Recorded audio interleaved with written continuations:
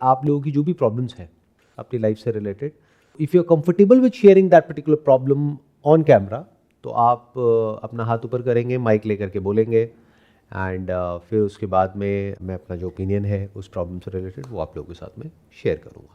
Actually, sir, I graduated last year. I'm 22. So currently I'm employed at one of the MNC, I can't name. So I'm from a business background family, and personally my dad don't want ki I should start my business or I should continue his business, because after COVID, things changed and kuch industries mein, farak pada tha. And we are from shoe background industry and he's a wholesaler. So I don't want to join the business due to some personal reason, because I want to do something of my own. So I'm just confused कि job करूँ long term में या business करूँ. आजकल क्या हो गया है कि क्योंकि आसपास में बिजनेस स्टार्टअप ये सारी चीज़ों के बारे में बहुत ज़्यादा बातें हो रही हैं, ऐसे बहुत सारे शोज़ भी आ रहे हैं और चारों तरफ बिजनेस के बारे में बहुत ज़्यादा लोग एम्फसाइज कर रहे हैं. तो इसकी वजह से वी टेंड टू थिंक कि जॉब में कुछ प्रॉब्लम है और बिजनेस में कुछ अच्छा है, जबकि ऐसा कुछ भी नहीं है. रियलिटी क्या है कि business is full time job and job is part time business. Right. क्योंकि जब आप बिजनेस करते हो तो वहाँ पर कोई रेस्ट नहीं है. हफ्ते में 7 दिन 24 घंटे दिमाग में बिजनेस घूमता है. जॉब में क्या है, पार्ट टाइम है. बोलने वाले बोलते हैं कि दिन में 16 घंटे काम करो, करता कोई नहीं है. एक्चुअल में काम कितनी देर होता है, दिन में 8 घंटे 9 घंटे, और and that 5 days working 6 days working. तो you have a lot of time for yourself when you are doing a job. क्योंकि बाकी टाइम आपको टेंशन लेने की जरूरत नहीं है कि कंपनी कल रहेगी या बंद हो जाएगी, आपको फर्क भी नहीं पड़ता. अगर कल को वो कंपनी बंद भी हो जाए तो you can always join some other company. तो जॉब किसी भी एंगल से बिजनेस से बुरा नहीं है, पहले तो इसको समझ लो अच्छे से, चाहे कोई कुछ भी बोलता रहे. अब ये सवाल उठता है कि आपके लिए जॉब बेटर है या बिजनेस बेटर है. तो पहले तो बिजनेस के जो अच्छे एस्पेक्ट्स हैं उस सबको हटा दो. कभी भी अगर समझना हो ना कि ये मेरे लिए बेटर है या नहीं है, तो सबसे पहले उसके जो ऐसे एस्पेक्ट्स हैं जो दूर से चमक रहे हैं, यानी हाइलाइट्स है, उसको हटा दो. कि पैसा आ जाएगा, इतनी बड़ी कंपनी बन जाएगी, करोड़पति अरबपति, घर गाड़ी, ये सब जो बातें होती है जिसके थ्रू आप लोगों को ट्रैप किया जाता है उल्टे सीधे चक्रों में, उस सबको हटा दो. अब समझो बिजनेस होता क्या है. Business means solving a problem. It's service. जैसे सर्विस बोलते हैं ना जॉब को, ऐसी बिजनेस इज ऑल्सो सर्विस. बस अकाउंटेबिलिटी बहुत ज्यादा होती है वहां पर. जॉब में आपकी अकाउंटेबिलिटी वहां तक है जो टास्क आपको मिला है. बिजनेस में आपकी अकाउंटेबिलिटी पूरी है. उस प्रोडक्ट या सर्विस से रिलेटेड जो भी आप कस्टमर को दे रहे हो, कोई भी प्रॉब्लम आएगी, एनीथिंग जो आपने सोची भी नहीं है, वो भी आपको ही सॉल्व करनी है. और सिर्फ इतना ही नहीं, इंप्लॉइज के लेवल पे भी कोई प्रॉब्लम आएगी, वो भी आपको सॉल्व करनी है. पैसे की प्रॉब्लम है, वो भी आपको सॉल्व करनी है. सप्लाई का, डिमांड का इशू है, वो भी आपको सॉल्व करना है. मैन्युफैक्चरिंग डिफेक्ट है, वो भी आपको देखना है. तो सब कुछ ही आपको देखना है. सारी रिस्पॉन्सिबिलिटी, सारी अकाउंटेबिलिटी आपकी है. तो जब ये बात समझ आ जाती है, फिर अब आप क्या करोगे, अब आप रियलिस्टिकली कंपेयर करोगे जॉब और बिजनेस को. बहुत लोग इस पॉइंट को लेकर के कंफ्यूज्ड हैं. क्यों? क्योंकि वो इन्फ्लुएंस हो जाते हैं और जो दुनिया में लोग हैं उनसे, फ्रेंड्स से, या और जो बातें हो रही है उनसे. Not important. आप आराम से एक पेपर पेन लो, पेपर के बीच में लाइन खींचो, इधर जॉब इधर बिजनेस, दोनों में अपने प्लस माइनस है, उसकी लिस्ट बनाते चले जाओ. और फिर देखो कि क्या आपके पास में कोई रियल प्रॉब्लम है जिसको सॉल्व करने के लिए आप पैशनेट हो for the customers. For example, if you talk about a business like stock market trading, जो आज की डेट में लोग बिजनेस बोलते हैं, बट अब तो गवर्नमेंट की तरफ से भी डेटा आ गया है, more than 90% of the people जो वो करते हैं फ्यूचर्स में, एफएनओ में और इसमें ऑप्शंस में, वो अपने पैसे गंवाते हैं. तो पहले तो ये समझना बहुत ज़रूरी है बिजनेस होता क्या है. बहुत सारे लोग स्पेक्यूलेशन को बिजनेस बोलते हैं, या फिर बिजनेस को जो लोग समझते हैं कि मेरी अपनी प्रॉब्लम है, वो क्या है कि भाई मुझे बहुत सारा पैसा चाहिए. उसका क्या रास्ता है, जॉब से तो मिलता नहीं है, तो बिजनेस करो. तो ये किसकी प्रॉब्लम है, कस्टमर की, कि आपको बहुत पैसा चाहिए, ये आपकी प्रॉब्लम है. कस्टमर की प्रॉब्लम क्या है कि बिना पैसा दिए या कम से कम पैसे में उसको प्रोडक्ट या सर्विस मिल जाए जो वो चाहता है. आपकी प्रॉब्लम क्या है, महंगे से महंगा बेचूं ताकि मेरा प्रॉफिट ज़्यादा से ज़्यादा हो। तो बिजनेस कैसे हुआ? ये तो आप अपनी प्रॉब्लम सॉल्व करने निकल गए हो बिजनेस में और फंस गए। अब ऐसे लोग आ जाएंगे जो आपको सिखाएंगे बड़ी बड़ी बातें करके कि आपकी प्रॉब्लम क्या है, पैसा, और मैं सिखाता हूँ कि आने वाले 1 महीने में या 6 महीने में 1 साल में लाखों करोड़ों कैसे कमाते हैं। उसके लिए क्या करना है, ये 10-20 हज़ार रुपये का कोर्स है, ज्वाइन करो और कमाओ। तो बिजनेस होता क्या है? कभी ऐसे इंसान से पूछते नहीं है जिसको पता हो गया बिजनेस क्या होता है। बिजनेस मीन्स एक ऐसी प्रॉब्लम जो कि बहुत ही रियल हो, बर्निंग हो, जिसके लिए लोग पैसा खर्चने को तैयार हो और आप उसका सोल्यूशन निकाल पाओ। इसको बोलते हैं प्रोडक्ट मार्केट फिट। मतलब जिस प्राइस पे वो जो कस्टमर्स हैं वो पैसा देने को तैयार है उस पर्टिकुलर प्रोडक्ट के लिए या सर्विस के लिए, उस पर आप उसको ऑफर कर सको प्रॉफिटेबली, सस्टेनेबली, तो कहेंगे कि एक तरह की मैरिज हो गई है। इसको बिजनेस बोलते हैं। बट इसके लिए बहुत पेशेंस चाहिए, बहुत पैशन चाहिए, बहुत एग्रेशन चाहिए और बहुत सारे सेक्रीफाइसेस देने पड़ेंगे। इन अदर वर्ड्स बहुत सारी प्रॉब्लम्स हैं। और कब तक है? बिजनेस का दूसरा मतलब है प्रॉब्लम। शुरू होता है बिजनेस प्रॉब्लम से और मरते दम तक आप प्रॉब्लम्स के सॉल्यूशंस ही निकालते रहोगे। इसको बिजनेस बोलते हैं। तो क्या इतनी बड़ी प्रॉब्लम चाहिए आपको? बदले में क्या मिलेगा? अगर इसको आप अच्छे से कर पाए तो पैसा मिलेगा। कितना मिलेगा? ज्यादा भी मिल सकता है, कम भी मिल सकता है। किससे? जॉब से। बहुत लोग जॉब छोड़ के बिजनेस करते हैं लेकिन जितना जॉब में कमा रहे थे उसका 10% भी नहीं कमा पाते, बल्कि जो सेविंग्स है वो भी खत्म हो जाती है। तो कोई गारंटी नहीं है। सो इस सब के सेंटर पॉइंट में क्या आया? Problems. Do you actually have a real genuine problem जो आपने कभी लाइफ में फेस करी हो या अपने आसपास में कहीं देख रहे हो, जिसका सोल्यूशन निकालने के लिए आप एक्चुअल में पैशनेट हो? यानी कि अगर आप वो बिजनेस नहीं कर रहे हो और आप दूसरी तरफ हो तो क्या कहोगे कि मुझे बेवकूफ़ बना रहा है, या फिर आप खुद वो प्रोडक्ट या सर्विस खरीदोगे या नहीं खरीदोगे? और खरीदोगे भी तो क्या दोबारा खरीदोगे या नहीं खरीदोगे? अगर जवाब है नहीं तो आप बिजनेस नहीं कर रहे हो, स्कैम कर रहे हो, बेवकूफ़ बना रहे हो लोगों को। उससे बेटर है जॉब करो, क्योंकि वो वैसे ही ज़्यादा टाइम तक चलना नहीं है। You got the answer? तो इसका सोल्यूशन क्या है कि पहले देखो कि कहीं कुछ ऐसा है मेरे आसपास में, और होना आपके आसपास में ही चाहिए, आपके दायरे में ही चाहिए, आपके एक्सपीरियंस में ही चाहिए। ऐसा नहीं कहीं और से आपने सर्च कर लिया एक बिजनेस आइडिया और सुन करके वैसे एक्साइटेड हो रहे हो, but you have no idea about that problem. You must relate to that problem, you must be passionate about that problem. दोनों में से एक होना चाहिए और फिर उसका आप सोल्यूशन निकाल सको, तो फिर कह सकते हैं कि बिजनेस में आप आगे बढ़ सकते हो, बशर्ते कि उसके साथ के जो कॉन्सिक्वेंसेज हैं वो क्या है। देखो ध्यान से समझो, जॉब में क्या है, एक स्टेबिलिटी मिलती है आपको। ये अच्छा भी है, बुरा भी है। बुरा क्यों है? बोरिंग है। स्टेबिलिटी किसको अच्छी लगती है? शादी से पहले जो 10 अफेयर होते हैं वो उसमें मजा आता है, या फिर शादी के बाद एक ही है, बस जीना मरना सब एक ही है, एक के साथ में, उसमें मजा आता है। तो कुछ मिलता है तो कुछ चला भी जाता है। तो स्टेबिलिटी में क्या मिलता है? स्टेबिलिटी ऑफ माइंड, जो कुछ टाइम तक तो बहुत अच्छा लगता है, कुछ महीनों तक, कुछ सालों तक, उसके बाद में लाइफ बोरिंग हो जाती है, क्योंकि टास्क रेपिटेटिव होता है, कोई बहुत बड़ा चैलेंज नहीं होता है। बट ये बुरा नहीं है। उससे पूछो जो बिजनेस में है, वो बेचारा स्टेबिलिटी ही ढूंढ रहा है सुबह से रात तक। ये आपको समझ नहीं आएगा। कितने बिजनेस कर रहे हैं यहाँ पर? हाथ ऊपर करो। मैं ठीक कह रहा हूँ, गलत कह रहा हूँ?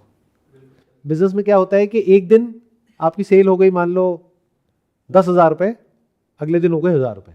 जॉब में तो ऐसा नहीं होता ना, महीने का फिक्स है। एक महीने में आपकी सेल हो गई 1 लाख रुपए, अगले महीने में सेल हो रही है 20,000 रुपये।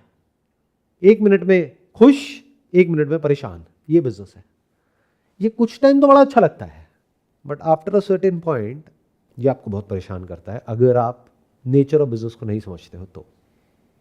जिसका नेचर ही ऐसा है, ऐसे ऐसे ऐसे ऐसे ऐसे ऐसे ऐसे ऐसे है ही ऐसा, मतलब जॉब से बिल्कुल अलग। जॉब इज लाइक ऐसे चले, फिर हल्का सा ऐसे, फिर ऐसे चले, फिर हल्का सा ऐसे, फिर ऐसे चले। इट्स लाइक स्टेप्स है। ये पीक और वैली है। बिजनेस ऐसे चलता है कम से कम 5-10 साल तक, और वो भी तब जब 5-10 साल बाद आप कुछ सिस्टम्स और प्रोसेसेस बना पाओ कि उसको एक लेवल पे ले जा पाओ, तब आप इससे फ्री हो सकते हो, तब कुछ प्रेडिक्टेबिलिटी आएगी उस बिजनेस में। नहीं तो जिंदगी भर ऐसे ऐसे चलता है। और आपने बताया बिजनेस बैकग्राउंड से हो तो आपने देखा भी होगा अपनी फैमिली में, कभी सब कुछ बहुत अच्छा हो जाता है, फिर एकदम जब बुरा होता है तो बहुत ही बुरा हो जाता है। जॉब में ऐसा नहीं होता है कि अगर आज आप 50,000 रुपये कमा रहे हो तो अगर उस कंपनी से निकल भी गए तो 40 मिल जाएगा, 30 मिल जाएगा, -50 तो नहीं मिलेगा ना। बट बिजनेस में ऐसे होता है, बिजनेस में बिजनेस करने के लिए पैसा चाहिए और वो वापस आएगा या नहीं आएगा उसकी कोई गारंटी नहीं है। तो बिजनेस में चीज़ें माइनस में भी चली आती है। इसलिए ये जो ग्लैमर है बिजनेस के आसपास में, उसको हटा करके पहले डीपली समझ लो मेरी इन सारी बातों को, और फिर अपने लिए डिसीजन लो कि मेरे लिए क्या सही है। ग्रोथ दोनों जगह पर हो सकती है, दोनों के अपने प्लस माइनस है, वो आपको देखना है आपके लिए क्या सही है। Like we all belongs to a normal middle class family. हम करियर में कितने भी सेटल क्यों ना हो, एक फैमिली का कंसर्न होता है कि बीइंग अ फीमेल शादी करके सेटल होना इज़ वेरी इंपॉर्टेंट। तो सर ये बहुत ज़्यादा ज़रूरी है क्या? अगर शादी नहीं करते तो नहीं रह सकते। फिर उनका क्वेश्चन आता है कि ओल्ड एज में क्या करोगे? अभी तो ठीक है, आप पैसा कमा रहे हो, सब है, बट एक एज के बाद क्या करोगे? फिर तुम्हें कौन देखेगा? तो सर ये मेरा क्वेश्चन है कि क्या शादी बहुत ज़रूरी है, और अगर नहीं करते तो सच में बुढ़ापे में प्रॉब्लम्स आएंगी तो क्या करेंगे? So this is my question. देखो एक काम करते हैं, शादी के प्लस और माइनस दोनों को देखते हैं और समझने की कोशिश करते हैं कि शादी करनी चाहिए नहीं करनी चाहिए। शादी का प्लस पॉइंट क्या है सबसे बड़ा? वो ये है कि ये एक ऐसी ट्रांजैक्शन है, जैसे life is nothing but a transaction. हम बड़े बड़े वर्ड्स यूज़ करते हैं, प्यार, मोहब्बत, इश्क, ये वो, ये सब फिल्मों में या शॉर्ट टर्म में बड़ा अच्छा लगता है। In the long term everything is a transaction, it's all about give and take. किसी को कुछ मिल रहा होता है, किसी का कुछ जा रहा होता है। अगर उसमें एक हद तक बैलेंस बन जाता है तो वो रिलेशनशिप लंबी चलती है। अगर वो वन साइडेड हो जाता है कि एक रिलेशनशिप में आपको सिर्फ देना पड़ रहा है, मिल कुछ भी नहीं रहा है, तो रिलेशनशिप टूट जाती है। ऐसे ही होता है हर रिलेशन में। बट शादी में क्या होता है कि आप लीगली जुड़ गए हो और अलग होना बहुत डिफिकल्ट है। तो उस डिफिकल्टी की वजह से बहुत सारे लोग कहते हैं कि साथ ही रह लेते हैं, है कि नहीं? बहुत सारी शादियां जो नहीं टूट रही ना, वो इसी वजह से हो रहा है। अगर डिवोर्स करना इतना आसान हो जाए ना, on the click of a button, जैसे यूपीआई पेमेंट होता है, बटन दबाया और दोनों ने एक्सेप्ट किया डिवोर्स, तो डिवोर्स रेट 1000 गुना बढ़ जाएगा अभी जो भी है उससे।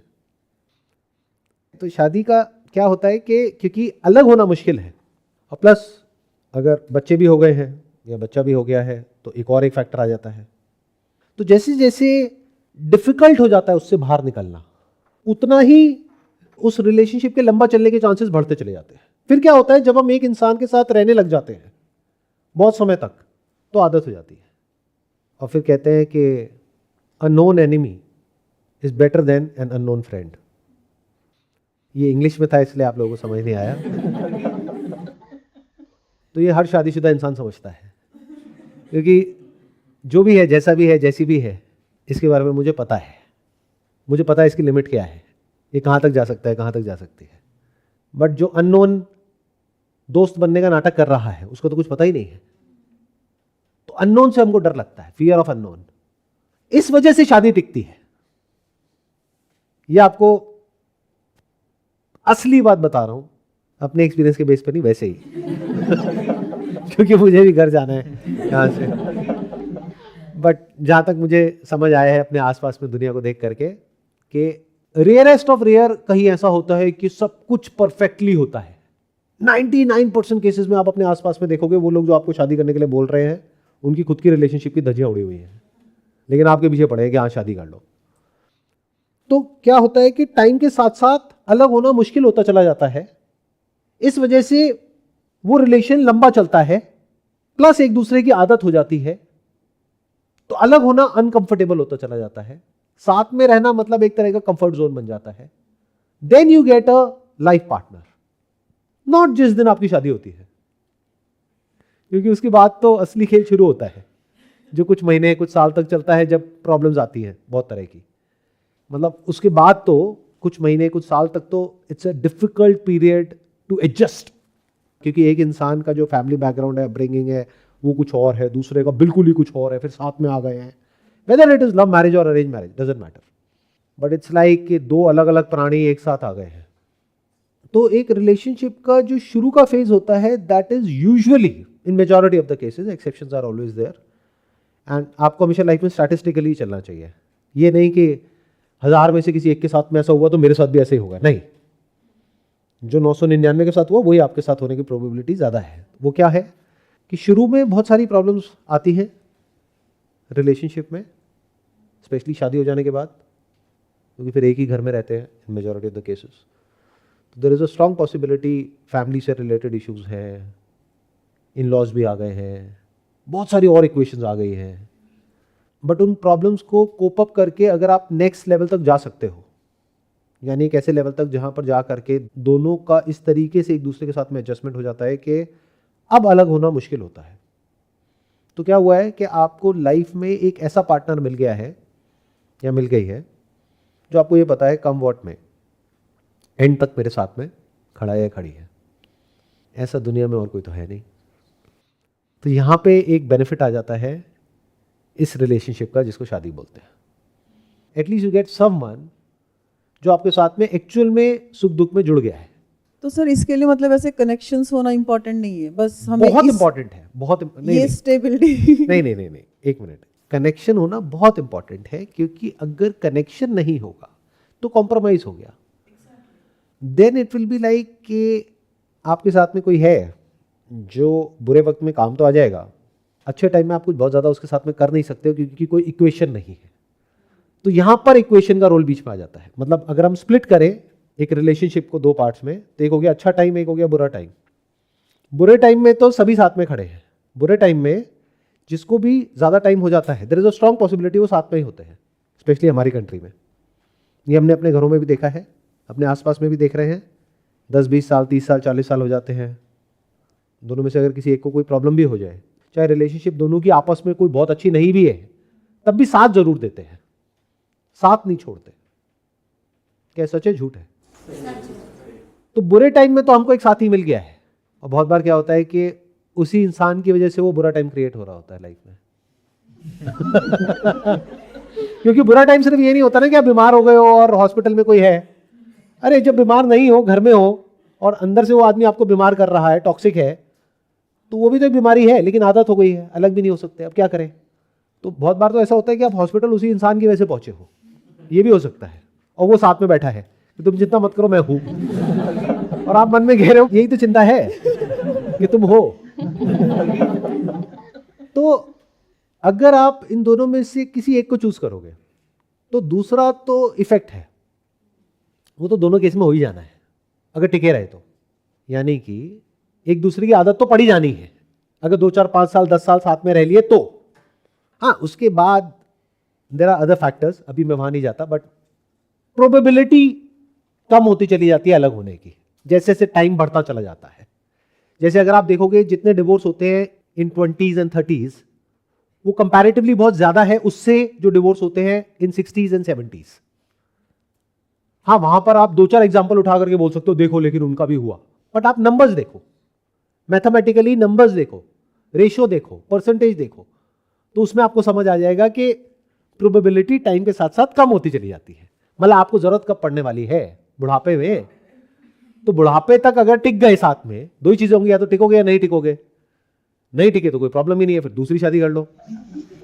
या जिसके भी साथ में टिक गए बुढ़ापे तक पहुंचते पहुंचते, whether it is arrange marriage और लव मैरिज, तो there is a strong possibility कि बुढ़ापे में अलग होने की पॉसिबिलिटी बहुत कम है। वो इंसान वैसे ही आपका साथ देने वाला है या देने वाली है। बट सवाल उठता है बाकी लाइफ का क्या?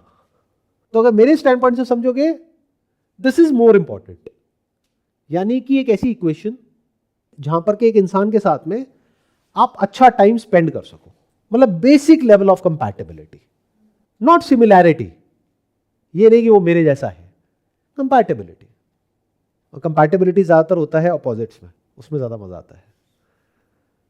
तो इफ यू गेट समवन जिसके साथ में आपको ऐसा लग रहा है, क्योंकि गारंटी तो किसी भी चीज की नहीं है, लग रहा है कि हाँ इसके साथ मैं अच्छा टाइम स्पेंड करती हूँ अभी, और आने वाले टाइम में भी अच्छा टाइम स्पेंड करने की प्रोबेबिलिटी बहुत ज़्यादा है, पॉसिबिलिटी बहुत ज़्यादा है, और वो भी मुझसे शादी करना चाहता है और मैं भी चाहती हूँ, तो कोई बुराई नहीं है पंगा लेने में। I don't see any problem with that. और अगर ऐसी कंपैटिबिलिटी नहीं है तो फिर ऐसे ही रह लेना, वो बेटर है ना। गलत शादी में जाने से।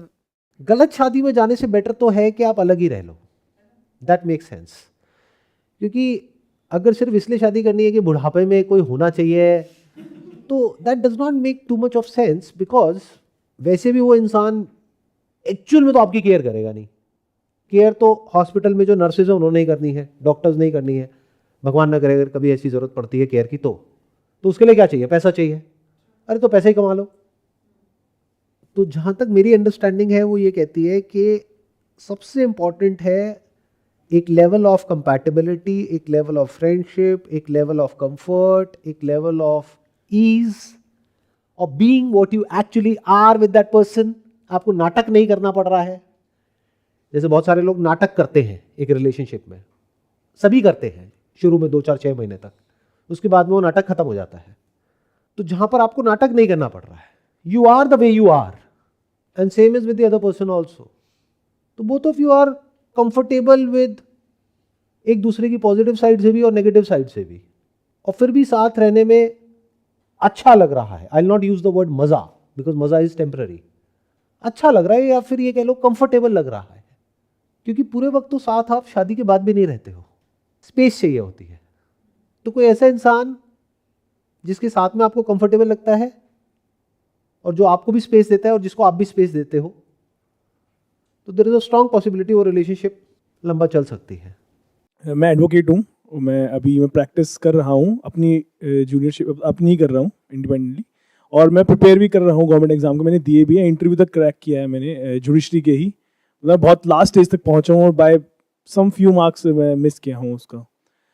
मैं अभी बहुत मोटिवेटेड हूँ, मतलब I am clear about it कि मेरे को देना है, बिकॉज मैं बहुत नियर भी हूँ और मैं उस जॉब के लिए मोटिवेटेड भी हूँ कि मेरे को वो ही इकोसिस्टम चाहिए अपनी लाइफ में जो वो प्रोवाइड करती है। और अगर वो नहीं भी हुआ, मतलब मैंने अपनी बाउंड्री भी सेट कर दी है कि अगर वो नहीं हुआ इस टाइम तक अगर, तो फिर ठीक है, मैं बिजनेस, मतलब I am from business family, construction business में कर लूँगा मैं। तो लेकिन जो कभी बस थोड़ा कभी यही लगता है कि are we giving too much, और are we giving too much sacrifice to achieve that. और एक जो फोमो होता है कि हम बहुत ज़्यादा उसमें इन्वेस्ट कर रहे हैं और हम बहुत चीज़ें मिस कर रहे हैं। होना ठीक है, हो जाएगा, नहीं भी हुआ तो वो कई बार एक मतलब डाउट कह ले, या एक मतलब वो एक क्रिएट करता है कि वो स्ट्रेस थोड़ा सा कि यार बहुत ज़्यादा इन्वेस्ट कर रहे हैं उसमें। तो वो बस एक थोड़ी सी एक प्रॉब्लम या एक सोच का वो है। देखो, कुछ बहुत ज़्यादा पाने के लिए कुछ बहुत ज़्यादा खोना भी तो पड़ेगा ना। अभी आपने कहा बिजनेस बैकग्राउंड से हो, फिर भी आप जुडिशरी की तैयारी कर रहे हो, जबकि आपका लॉ क्लियर हो गया है and you are practicing advocate. तो अब जुडिशरी की तैयारी क्यों कर रहे हो? क्योंकि with that comes great honour, respect and all the other things which most people aspire for in India. तो इसका मतलब आप कुछ बहुत बड़ा पाना चाह रहे हो, कुछ इतना बड़ा कि जो बिजनेस करके जो इंसान लाखों रुपए कमा रहा है वो भी नहीं अचीव कर पाता है, वो आप अचीव करना चाह रहे हो। तो एक ऐसा बिजनेस जहां से लाखों रुपए महीने का आता है, उस लेवल तक पहुंच पाना इज नेक्स्ट टू इम्पॉसिबल। हजारों में से कुछ ही लोग पहुंच पाते हैं, 90% तो फेल ही हो जाते हैं बीच में कहीं, बाकी होते हैं पहुंच भी जाते हैं फिर नीचे गिर जाते हैं। तो you want to achieve something which is stable, जो बिजनेस में कभी नहीं होता है। You want to achieve something which is respectful, which is honourable, which is a government job. तो आप कुछ ऐसा अचीव करना चाह रहे हो जो पैसे से बहुत बड़ा है। और पैसे से बड़ा क्या है आज की डेट में मुझे तो पता नहीं। कहते हैं बाप बड़ा ना भैया, सबसे बड़ा रुपया, यानी पैसा सबसे बड़ा है। तो आप उससे भी बड़ा कुछ अचीव करना चाह रहे हो। अरे तो बड़ा सेक्रीफाइस तो होगा ही ना, छोटा कैसे हो सकता है? इसका मतलब कंपटीशन बहुत ज्यादा होगा, क्योंकि अकेले आप तो हो नहीं जिसको वो चाहिए, लाखों लोग हैं जो उसके लिए ट्राई कर रहे हैं। वैकेंसीज कितनी है? कुछ गिनी चुनी है? ये तो होना ही है। जितना बड़ा चाहोगे उतना ही बड़ा सेक्रीफाइस है। कुछ मत चाहो, कोई सेक्रीफाइस नहीं है। तो look at it like a package in life, और इसके लिए पहले से ही मेंटली प्रिपेयर्ड हो जाओ। Don't give too much of importance to it in your mind. Time दे दो, इंपॉर्टेंस मत दो बहुत ज्यादा। क्यों बोल रहा हूं मैं ये? क्योंकि इसमें होने की पॉसिबिलिटी ऑलमोस्ट नेक्स्ट टू 0% है। आप बिल्कुल पास पहुंच जाओगे, फिर कुछ थोड़ा सा हो जाएगा जिसकी वजह से रह जाएगा। ये अकेले आपके साथ नहीं हो रहा है, और भी बहुत सारे लोगों के साथ हो रहा है। और एक बार तो पास पहुंच गए, जरूरी नहीं है कि अगली बार भी इतने पास पहुंचोगे, ये आपको भी पता है। तो there is a lot of uncertainty which is there on this path. तो ये आपको पता होना चाहिए, नंबर 1। नंबर 2, अपने माइंड में एक टाइम फ्रेम फिक्स कर लो, 2 साल, 3 साल, 4 साल, जो भी, व्हाटएवर, कि बस यहां तक मुझे ट्राई करना है। It's like you searching for gold as far as other people's point of view is concern. मेरे पॉइंट ऑफ व्यू से नहीं है, that is not gold, but बहुत सारे लोग, जिस सोसाइटी में आप रहते हो, जिस दुनिया में हम रहते हैं, उसके स्टैंड पॉइंट से देखा जाए तो दिस इज 24 कैरेट गोल्ड जो आप चाह रहे हो। मैं ठीक कह रहा हूं ना? तो इसको ऐसे देखो, एक गोल्ड रश की तरह आप डिग कर रहे हो सकता है सोना मिले, हो सकता है ना मिले, बस इतना ही है। जरूरी नहीं है कि मिलेगा ही मिलेगा, क्योंकि वो आपके हाथ में नहीं है। ये जो एंट्रेंस एग्जामिनेशंस हैं, वो चाहे ये हो चाहे कोई और हो, जो भी जो कॉम्पिटिटिव एग्जामिनेशंस होती हैं, वहां पर ये फैक्टर है जिसको बहुत कम लोग समझ पाते हैं। क्या कि it is not in your control, किसी और के हाथ में है, उसके मूड के ऊपर है। जो एग्जामिनर है, जो इंटरव्यूअर है कि नहीं? यू कैन नेवर से कि पूरी तरीके से मेरे हाथ में है। आप अपना बेस्ट भी दे दो, बट अगर सामने वाले को वो नहीं ठीक लगा तो बेकार है, एज सिंपल एज दैट। तो ये आपने अपने लिए चुना है। तो जब चुना है तो इसकी हर एक साइड को, इसकी हर एक रियलिटी को, इसके साथ के जो इश्यूज है उसको भी एक्सेप्ट करना होगा और प्राउडली करना होगा, ताकि आपके अंदर फ्यूचर में जा करके कहीं ये रिग्रेट ना आ जाए कि मैंने अपना इतना टाइम खराब कर दिया। या फिर जब दुनिया आकर के आपको सुनाएगी और बोलेगी कि तूने तो इतनी बार ट्राई किया, देख तेरा नहीं हुआ और देख उसका हो गया, तो ऐसा ना हो जाए कि कहीं अपने ऊपर हमको गुस्सा आने लग जाए या फिर हम खुद को एक फेलियर की तरह देखने लग जाए। आपको क्लियर होना चाहिए कि I went for the gold rush, but लाखों लोग जाते हैं, उसमें से कुछ ही को मिलता है, क्योंकि सोना लिमिटेड है, सीट्स लिमिटेड है। तो जब ये क्लियर है तो अंदर कॉन्फिडेंस की कभी कोई कमी नहीं आएगी। तो ये जो सो कॉल्ड फेलियर है दुनिया की नजर में, इसको भी आप पूरे कॉन्फिडेंस के साथ बोलोगे, मुझे पता था कि कंपटीशन बहुत है, फिर भी मैंने किया, ये जानते हुए। नहीं हुआ तो क्या हो गया, हाउ डज इट मैटर? ऐसे थोड़ी मेरी लाइफ खत्म हो गई। मेरे पास अभी बहुत सारे ऑप्शंस हैं। मैं अपनी ये प्रैक्टिस तो कर ही रहा हूँ, मैं साथ में बिजनेस भी कर सकता हूँ जो मेरा फैमिली का है, या फिर अपना कुछ और भी बिजनेस कर सकता हूँ। तो there are lot of options. तो इस तरह का अगर आपका माइंडसेट होगा तो कभी भी अंदर से आपकी जो सेल्फ एस्टीम है वो कम नहीं होगी। नहीं तो फेलियर आदमी को खत्म कर देता है, और failure is nothing but a way of looking at it. अगर आप जानबूझ करके उस सिनेरियो में जा रहे हो और आपको पता है कि उसमें फेल होने की क्या पॉसिबिलिटी है और सक्सेसफुल होने की क्या पॉसिबिलिटी है, फिर भी आप अपनी मर्जी से कर रहे हो, तो फेलियर कैसे हुआ? वो तो एक साइंटिस्ट की तरह हो गया, एक्सपेरिमेंट कर रहा है। पता ही है कि 1000 में से 999 बार तो फेल होना ही होना है। ऐसे तो बिजनेस में होता है। तो इंपॉर्टेंट ये नहीं है कि आपको हर बार सक्सेसफुल होना है, आपको पता होना चाहिए एक ही बार होना है बस। और अगर नहीं भी हुआ तो कोई बात नहीं, और भी ऑप्शंस है दुनिया में। ऑप्शंस खत्म थोड़ी हो गए हैं। You have other options which is okay. अब क्यों है अदर ऑप्शंस, ये भी क्लियर होना चाहिए, क्योंकि ये चीज़ आपके हाथ में नहीं है, इसलिए और ऑप्शंस होने चाहिए। अगर आपके हाथ में होती तो मैं कहता और ऑप्शंस मत रखो। इसको बोलते हैं burn the bridges, burn the ships. उसको आग लगा दो, मतलब वापस जाने का कोई रास्ता ही नहीं होना चाहिए, वो इसमें नहीं होना चाहिए। लोग क्या होता है, सुनते कहीं से कोई और बात है, उसको लगाते कहीं और है और फंस जाते हैं। फिर एंड में कहते हैं देखो मैं तो लूट गया, बर्बाद हो गया। अरे भाई, तूने गलत फंडे को गलत जगह लगा दिया। जो काम आपके हाथ में हो वहां पे if you burn the bridges that's okay, but जो आपके हाथ में नहीं है वहां पर कभी भी अपना जो बैकअप प्लान है उसको छोड़ना नहीं चाहिए, उसको बर्न नहीं करना चाहिए। जैसे बिजनेस आपके हाथ में है, अगर आपके पास में 1 लाख रुपए है और आप पहले से ही डिसाइड कर लो कि सक्सेस रेशियो 10% है, तो मैं 1 लाख रुपए एक बिजनेस में नहीं लगाऊंगा, क्योंकि वहां पे फेलियर रेशियो 90% है। मैं 10-10 हज़ार रुपए 10 बिजनेस में लगाऊंगा, उसमें से एक तो चली जाएगा। तो अब ये पूरी तरीके से आपके हाथ में है। अब अगर आपने पीछे अपने जो शिप्स है या ब्रिजेस है वो जला दिए हैं, मेक सेंस, क्योंकि अब आप अपना 100% उसमें दे दोगे, सीखते जाओगे, सेम गलती दोबारा नहीं करोगे और कहीं ना कहीं जा करके कुछ ना कुछ क्रैक कर ही लोगे, क्योंकि किसी और के हाथ में नहीं है। आपका जो प्रोडक्ट है, आपका जो सर्विस है, वो तो आपके हाथ में है ना। उसका जो प्राइसिंग है वो किसके हाथ में? आपके हाथ में। बढ़ा दो, कम कर दो, बट ये चीजें हमारे हाथ में नहीं है, किसी और के हाथ में है। तो never give control of your life to someone else, वो फिर चाहे कोई भी हो। इनफैक्ट ये मेरा मैसेज है उन सबके लिए जो किसी भी तरह के किसी भी एंट्रेंस एग्जामिनेशन की तैयारी कर रहे हैं, कि आपके हाथ में सिर्फ तैयारी, सिलेक्ट होना या ना होना आपके हाथ में नहीं है। तो never say I am a failure, you are not a failure, you are trying your luck in something that is beyond your control, beyond your reach.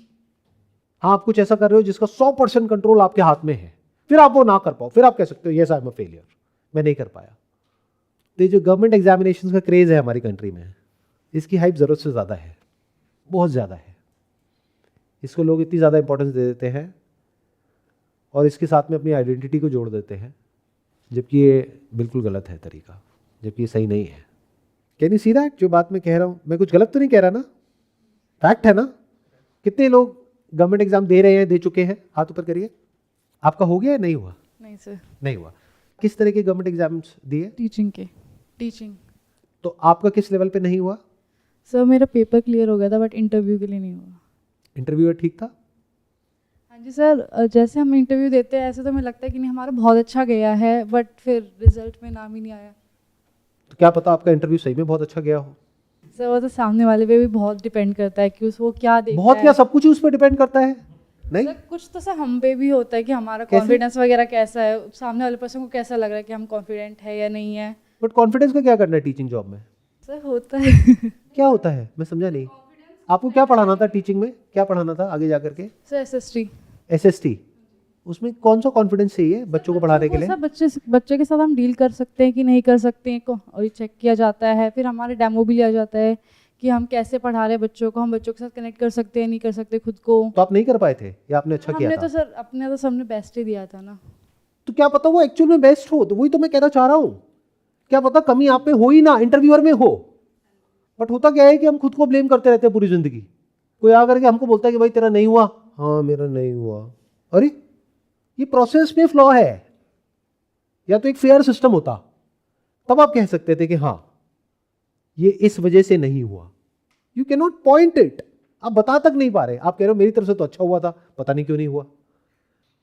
That means it is subjective, कि जो interviewer बैठा हुआ है उसके अपने कुछ biases हैं, कुछ प्रायोरिटीज हैं, और बहुत सारी ऐसी चीजें होती है जिसके बारे में हमें पता नहीं होता है। मैं कह नहीं रहा हूं कि ऐसा होगा, बट हो तो सकता ही है।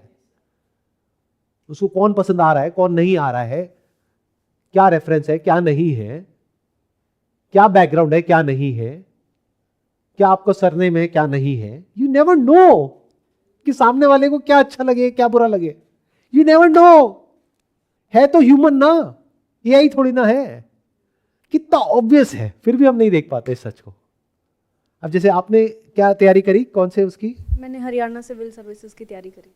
हरियाणा सिविल सर्विसेज की। तो उसमें किस लेवल तक आप गए? मेंस तक। तो मेंस में आपने क्या किया था? उसमें लिखा था आपने प्रॉपर? हाँ। और जो भी कोई क्वेश्चन है उससे रिलेटेड कुछ लिखना होता है? हाँ। और उसको चेक कौन करता है? एग्जामिनर चेक करते हैं। वो एग्जामिनर कौन है? वो तो उनको ही पता। मतलब समझ रहे हो क्या हो रहा है? अब मैं ये नहीं कह रहा कि वो एग्जामिनर सही है या नहीं है, बट यहां पर लक का कितना बड़ा रोल आ गया कि वो जो एग्जामिनर है, अव्वल तो आपको पता ही नहीं है कौन है। उस वक्त उसका फ्रेम ऑफ माइंड क्या है ये नहीं पता, उसकी तबीयत ठीक है या नहीं है ये नहीं पता, उसने ढंग से चेक किया है या नहीं किया है ये नहीं पता। उसके पास में मान लो 1000 पेपर आ गए चेक करने के लिए। आप अपने ऊपर रख के देखो ना, कोई काम आता है, करते हो क्या ढंग से कभी भी? कितने जॉब करते हैं आप में से? हाँ, एकदम से बहुत सारा काम आ जाता है, एक हफ्ते के अंदर करना है, बहुत मन लगा करके करते हो, या फिर बस इतना करते हो कि कंपनी से निकाला ना जाए। मैं ठीक कह रहा हूं, गलत कह रहा हूं? तो वो भी तो इंसान है। तो क्या आपकी तरफ से, आपके स्टैंड पॉइंट से जो मेंस में आपने लिखा था वो सही था, अच्छा था या बुरा था? नहीं, मेरे पॉइंट ऑफ व्यू से तो वो ठीक था। मतलब इतना था कि वो क्लियर हो जाना चाहिए था। अब देखो ना कितना बड़ा क्वेश्चन मार्क है। प्रीलिम्स आप क्लियर कर गए, मेंस में पहुंच गए। मेंस में जाकर के ऑब्जेक्टिव था नहीं, वहां पे सब्जेक्टिव था। यानी कि कोई भी ऐसा क्वेश्चन पूछ लिया जो कि ओपन एंडेड है और उसमें आपको अपना व्यू देना पड़ रहा है। उसी एक क्वेश्चन के 1000 जवाब भी हो सकते हैं। मैं ठीक कह रहा हूँ, गलत कह रहा हूँ? नहीं, बट वो उनका सिलेबस डिफाइन होता है, उसी में से होता है, मोस्टली स्टैटिक पार्ट होता है। सिलेबस उसी में से है, बट उसमें क्रिटिकल थिंकिंग भी आती होगी ना। उसमें बेसिकली ऐसा तो नहीं है ना जितने भी स्टूडेंट्स हैं वो सब एक ही जवाब लिखेंगे, हर कोई अपने अपने तरीके से जवाब लिखेगा ना। लेकिन उसका एक माइनस पॉइंट ये भी है कि आप उसके उनको रीचेक नहीं करवा सकते किसी भी वे से। और सोचो अगर मैं वो एग्जामिनर हूँ और मुझे पता है कि अगर उसको रीचेक भी नहीं करवा सकते, आगे नो कमेंट्स। मतलब क्या बढ़िया जॉब हो गई। एग्जामिनर मतलब government job, government employee obviously, private तो है नहीं। और उसको ये भी पता है कि इस बच्चे के पास में कोई दूसरा ऑप्शन ही नहीं है, तो उस बच्चे का पूरा फ्यूचर किसके हाथ में आ गया? उस एग्जामिनर के हाथ पे आ गया। I am not saying anything is rigged in the system, I am not saying that. All I am saying is there is a human involved in that, and wherever there is a human जिसके हाथ में power आ गई है आपके future को decide करने की, तो you should not give too much of importance to it, as simple as that. For example मैं ये सेशन कर रहा हूं, मेरे हिसाब से तो बहुत अच्छा है। अब जो देख रहे हैं वो आकर के कमेंट कर देते हैं, वो कौन है? एग्जामिनर। नहीं सर, वो बात नहीं है सर। सर वो जो आप स्टेज पे करते हो ना सर, उसमें मजा आता है सर, गूज बम्स आते हैं। अबे गूज बम्स के लिए देखता है मेरे सेशंस? ये समझने के लिए देखता है? नहीं, मैं तो गूज बम्स के लिए देखता हूँ। ऐसे हो सकता है आपका एग्जामिनर जिसने भी चेक किया या जो भी था या थी, उसको गूज बम्स नहीं आए वो पढ़कर। ए बेकार है, हटाओ, मजा नहीं आ रहा। एक दो पढ़ा, अरे यार ठीक है हटाओ, चल ये पढ़ा, हाँ ये बढ़िया लग रहा है, चलो ये देखते हैं क्या लिखा है, हाँ ये सही है, अरे वाह। और फिर क्या होता है, फिर एक बायस आ जाता है बीच में। साइकोलॉजी की टर्म में इसको बोलते हैं बायस, कि मतलब एक दो अच्छा लगने लग जाते हैं आंसर्स, तो फिर सारे अच्छे लगने लग जाते हैं। एक दो बुरे लग जाते हैं तो सारे बुरे लग जाते हैं। इसलिए शुरू के जो आंसर्स हैं वो अच्छे होने चाहिए। तो इतनी सी बात समझने वाली है कि क्या हमारे हाथ में है लाइफ में और क्या नहीं है, वो हमें पता होना चाहिए, और उसी के बेस पे